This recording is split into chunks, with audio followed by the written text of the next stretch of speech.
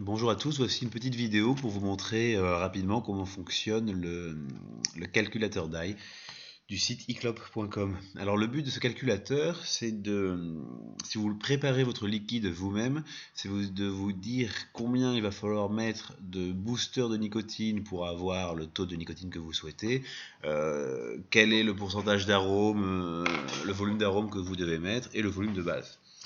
Donc c'est très simple, donc il y a trois données à rentrer. D'abord, le taux de nicotine souhaité.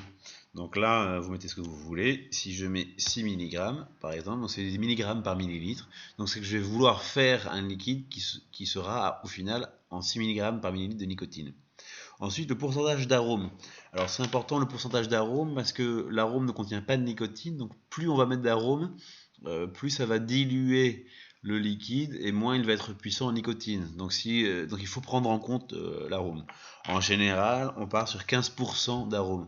Ça va dépendre, vous pouvez le voir sur la fiche produit, ça va dépendre du fabricant d'arôme, etc. Et de la puissance que vous voulez dans votre liquide. Donc là, si on part sur 15% d'arôme, c'est très bien.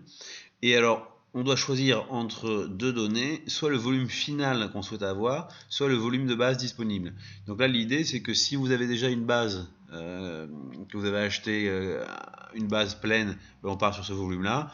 Si vous voulez faire une petite fiole de 30 ml ou de 100 ml, on peut partir sur le volume final de liquide souhaité.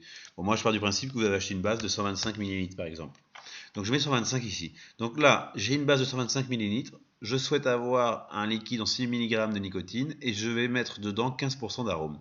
Je mets sur calculer et ça me donne donc le récapitulatif. Donc j'ai ma base de 125 ml, etc. Donc il me dit il faut mettre dans la base. Alors il faut ajouter à votre base. Donc on prend la base de 125, on rajoute 68,2 ml de booster. Donc c'est assez précis, mais en gros, il faut mettre 7 flacons de booster qui sont de 10 ml. 6,8 flacons de booster de 10 ml, on peut en mettre 7, c'est pas dramatique. Et ensuite, il faut ajouter 34 ml d'arôme. Ce qui va nous donner à la fin un liquide, 227 ml de liquide. Donc en gros, si je pars d'une base de 125 ml et que je veux avoir un liquide en 6 mg avec 15% d'arôme, je prends ma base de 125 ml, je rajoute 7 boosters de 10 ml et je rajoute 3,5 fioles d'arôme de 10 ml aussi.